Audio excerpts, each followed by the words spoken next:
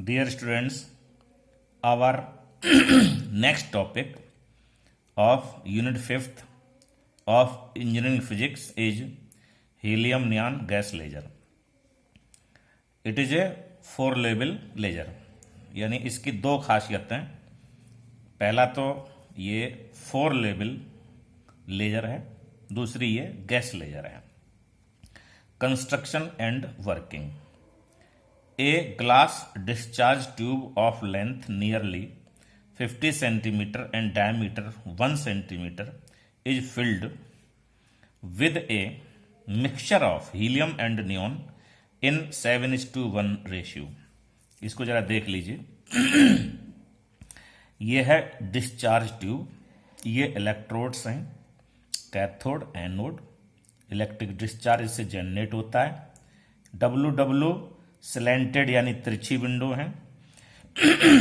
ये M1 M2 spherical concave mirrors हैं जो कि रेजोनेटर का काम करते हैं। और ये इसकी शर्त है कि इन दोनों का जो फोकल पॉइंट होता है वो centre of the discharge tube पर कोइंसाइड करता है। इस प्रकार से ये डिस्चार्ज ट्यूब हीलियम और नियन इनर्ट गैसों से भरी हुई है, जिसका रेशियो 7:1 होता है। Helium is pumping medium and neon is the laser medium. ये इस लेजर की खास बात है कि इसमें जो ग्राउंड स्टेट से एक्साइटेड स्टेट में एटम जाते हैं वो तो हीलियम है, यानी कि ये पंपिंग मीडियम हो गए। लेकिन ऊपर से नीचे आने वाले नियॉन हैं जो कि लेजर मीडियम, यानी लेजर जो निकलती है वो नियॉन एटम से निकलती है। Pumping is accomplished bye setting up an electrical discharge in the helium neon mixture. यहां पर देखिए ये मिक्सचर है हीलियम नियॉन का। हीलियम प्रचुर मात्रा में है, यानी 7 है रेशियो के हिसाब से। जब हम इलेक्ट्रिक डिस्चार्ज पैदा करते हैं तो इलेक्ट्रॉन निकल करके हीलियम से टकराएंगे और हीलियम अपनी ग्राउंड स्टेट से एक्साइटेड स्टेट में चले जाएंगे। इस डायग्राम में और हम इसे क्लियर कर लेंगे। Electrons and ions in this discharge occasionally collide with helium atoms, raising them to a level E3 which is metastable। यानी हीलियम से जब वो इलेक्ट्रॉन टकराते हैं तो हीलियम के एटम अपनी ग्राउंड स्टेट से E3 में चले जाते हैं, जो कि इसके लिए मेटास्टेबल है और इसकी वैल्यू होती है लेवल की 20.61 इलेक्ट्रॉन वोल्ट। इस डायग्राम को जरा एक बार देख लेते हैं, तब डिस्कस करेंगे। यह हीलियम के लिए है डायग्राम। पंपिंग हीलियम एटम की हो रही है। यहां पर कोलिजन हुआ है जो इलेक्ट्रॉन के द्वारा हुआ है। E1 से E3 में हीलियम के एटम पहुंचे हैं, 20.61 इलेक्ट्रॉन वोल्ट का है। इसके बाद में जो हीलियम के एटम हैं वो नियॉन एटम से कोलाइड करते हैं। इस कोलिजन के द्वारा जो नियॉन एटम है वो ग्राउंड स्टेट E1 से अपनी E3 मेटास्टेबल स्टेट में पहुंच जाते हैं और एनर्जी पूरी की पूरी इसको ट्रांसफर हो जाती है और ये हीलियम एटम अपनी ग्राउंड स्टेट में आ जाते हैं। यहां पर E3 स्टेट से जब E2 स्टेट में ये नियॉन एटम आते हैं तो यहीं पर लेजर जो है एमिट होती है, जिसकी वेवलेंथ है 6328 एंगस्ट्रॉम। यहाँ E3 होता है 20.66 इलेक्ट्रॉन वोल्ट का और E2 होता है 18.70 इलेक्ट्रॉन वोल्ट का। E2 के बाद में जब ये नियॉन एटम E1 में आते हैं तो यहाँ पर दो इसके स्टेजेज हैं। पहले में स्पॉन्टेनियस ट्रांजिशन और दूसरे में रेडिएशन लेस ट्रांजिशन होने के बाद में ये अपनी ग्राउंड स्टेट में वापस आ जाते हैं। Here spontaneous emission rarely occurs, यानी कि जब हीलियम एटम ग्राउंड स्टेट से मेटा में E3 में चला जाता है तो यहाँ पर जो स्पॉन्टेनियस एमिशन है वो बहुत रेयर होता है, यानी नहीं होता है। Collision of excited helium atoms and ground state neon atoms lead to the transfer of energy from helium atom to neon atom। यानी जो एक्साइटेड स्टेट के हीलियम एटम होते हैं वो नियॉन एटम जो ग्राउंड स्टेट में हैं उनसे कोलाइड करते हैं और एनर्जी जो है ट्रांसफर नियॉन को कर देते हैं। सो level E3 becomes more populated, और नियॉन की जो E3 लेवल है वो पॉपुलेटेड हो जाती है। The population inversion is maintained because, जो नियॉन के लिए पॉपुलेशन इन्वर्जन है वो इन दो कारणों से मेंटेन रहता है। Number 1, the Meta stability of E3 ensures A ready supply of neon atoms in E3 level. पहला तो यह है कि E3 लेवल में नियॉन एटम की सप्लाई लगातार बनी रहती है। दूसरा, atoms in level E1 decay rapidly, और लेवल E1 में एटम्स, नियॉन के एटम बहुत तेजी से घटते हैं। Stimulated emission from E3 to E2 occurs and red laser light of wavelength 6328 angstrom is generated.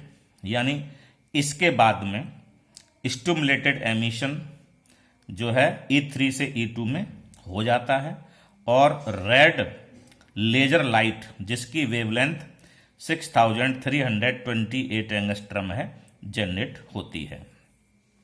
अब कुछ और फीचर देखते हैं। Stimulated photons that are not parallel to the tube axis will be quickly stopped at the walls। जो photon stimulated हैं लेकिन axis of the tube के parallel नहीं है तो वो क्विकली दीवारों पर स्टॉप हो जाते हैं, रुक जाते हैं। Stimulated emission photons that are parallel to the axis move back and forth through the discharge tube many times by successive reflection from mirror M1 and M2।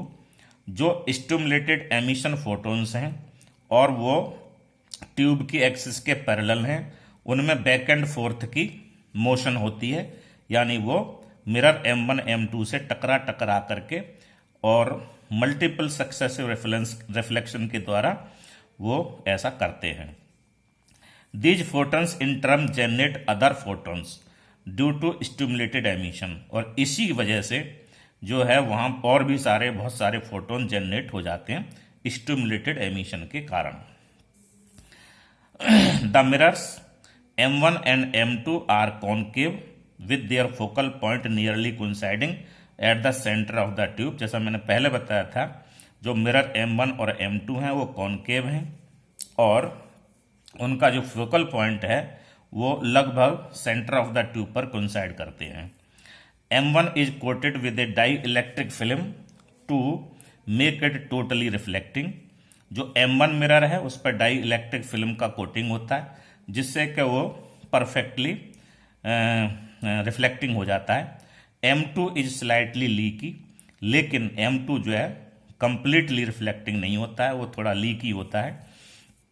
The Windows WW closing the ends of the discharge tube are slanted so that their normals make an angle theta p with the tube axis where tan theta p is equal to mu।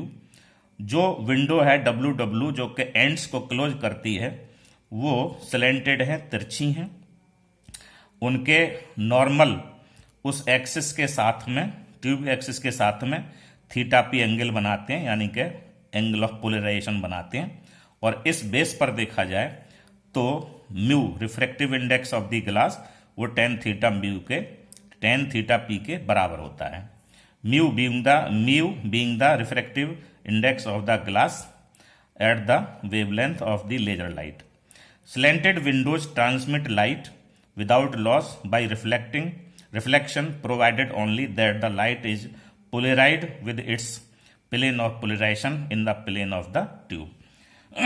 इसका ये फायदा होता है slanted window का, चूंकि laser light plane Polaroid होती है इसलिए कोई भी रिफ्लेक्शन के द्वारा लॉस नहीं हो पाता है। Now we take another important additional part of helium neon laser. Helium neon laser is superior than ruby. यानी रूबी लेजर से हीलियम नियॉन लेजर सुपीरियर होती है. इसको हम ये भी कह सकते हैं एडवांटेजेस ओवर रूबी. यानी रूबी के मुकाबले इसमें क्या क्या एडवांटेज हैं. इसमें हम 6 एडवांटेज दे रहे हैं. Number 1, light is produced in a continuous beam as a continuous beam. जो हीलियम नियॉन गैस की लेजर लाइट है वो एक कंटिन्यूस बीम होती है, rather than pulse in ruby laser, जबकि रूबी लेजर में वो पल्स के रूप में आती है. दूसरा, remarkable spectral purity of stimulated radiation. यानी स्टिमुलेटेड रेडिएशन का जो प्योरिटी है वो बहुत अच्छी होती है, रिमार्केबल होती है. Number 3, narrow spectral width of emission. Emission की स्पेक्ट्रल विड्थ नैरो होती है. Number 4, large power output per unit bandwidth, और पर यूनिट बैंडविड्थ इसका आउटपुट लार्ज पावर आउटपुट होता है. Next, low pumping power and efficiency is much larger than Ruby. एक तो pumping power लो रहती है जबकि इसकी एफिशिएंसी रूबी के मुकाबले बहुत ज़्यादा होती है. और लास्ट है, नो नीड ऑफ कूलिंग. इसमें कूलिंग की ज़रूरत नहीं पड़ती है. Therefore helium neon laser is superior than ruby laser. So this is all about the helium neon gas laser. Thank you so much.